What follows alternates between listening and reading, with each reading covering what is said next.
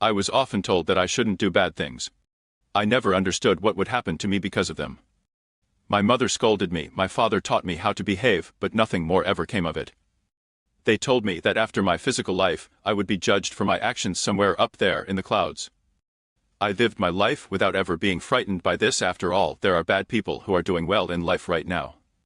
My worldview changed on Easter night. Maybe it sounds predictable and like a lie, but that's how fate decided things would go. I had a wonderful day. I laughed a lot, and nothing could upset me. We were hanging out with friends at a local cafe, chatting about life, about good and evil.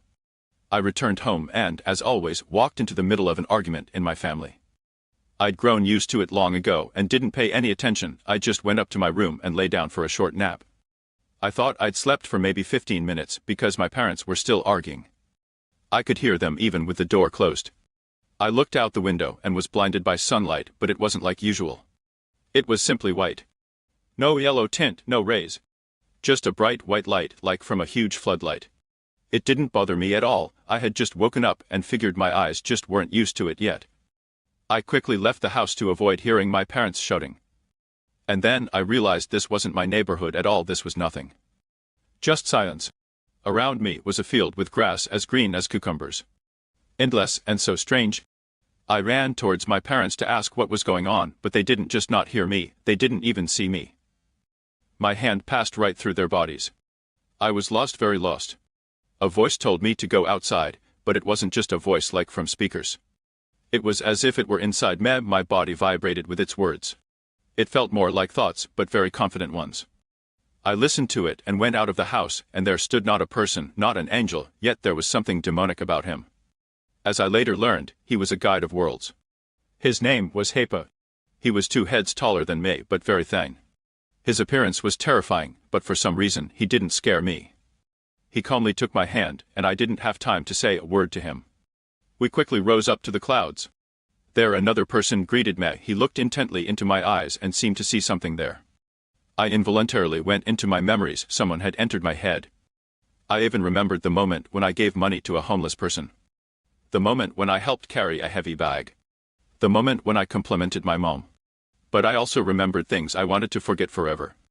I bullied those who were weaker, I didn't respect my elders and was constantly rude to them.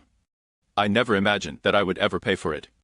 I delved into my thoughts for about 40 minutes and then suddenly woke up. Hapa was already gone, and only he remained. A middle-aged man, looking like an ordinary person.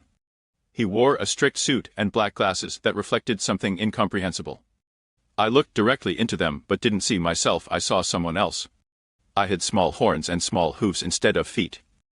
And on my back were angel wings. My image was a mix of good and evil.